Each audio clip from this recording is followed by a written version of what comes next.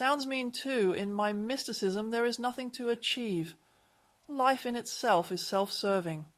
Just having fun being there, smelling the morning dew, looking up at the stars. Now you can say that as long as I'm not yet super clairvoyant or have mastered yogic flying, if you mastered it, you would get bored again after a short time. It's like you've had the latest car model, it's a toy, for half a year now, then you can earn money with it again. But that's the thing, I'm not just preaching Bible verses like that. If I were to perform miracles, I would only be a tinkling cymbal or a tinkling brass, faith, hope, or something like that. No, the essence is actually this great longing to be carried in love, to be at home in tenderness and love, and to be again in these great connections with this gigantic symphony of life. And we got out of it through too much pain, through too much fear, through the feeling that I'm not worth it, I don't deserve it, I have to become more perfect first. And because you're here now and asking your questions, I'm of course always looking to see where I have the simplest, quickest answers to pull you down from this wrong path of society. I don't want to harm anyone who earns money, but ask yourself honestly, would I rather have a lot of money or do I enjoy working? And if you have already fabricated the separation, then ask, how do I always have much more money than I can ever use in a playful and easy way? The question of work may not even come up. What I do here and now is also theoretical work. But I only think of it as work when I have to do the shitty accounting and taxes. Everything else, the fact that I'm here with you now, is another gift for me, although it's theoretical work, so you notice that when you have to do something that doesn't suit you, that you're simply not cut out for, like fish has to ride a bike, then you see it as work.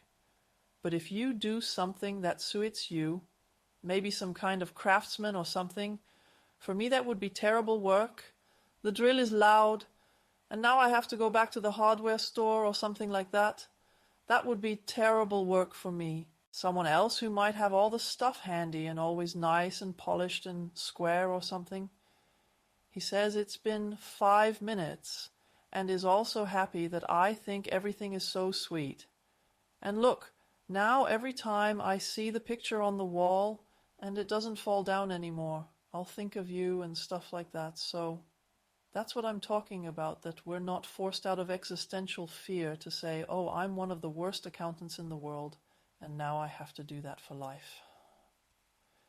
So you are worth more than money, and if you have recognized that, you might also find the right gap to get money in a playful and easy way, legally and without cheating and so on. Yes, most of the time it's the case that you're the best at it, so you can't even entertain the idea of making money with it. I have to tell Eki, the canoe instructor, that first, but he wanted people who were always at least better than him, which he couldn't bear, and that's why he didn't want anyone at all.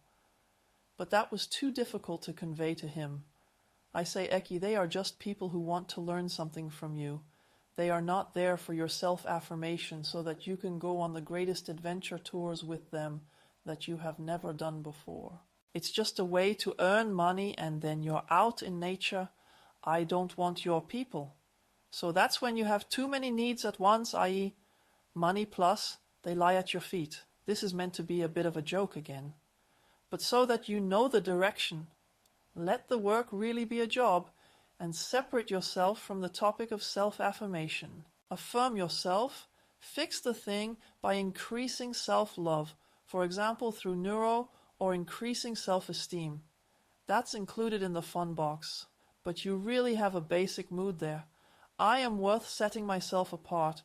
Before that, demarcation is always just some stupid technique. Thanks.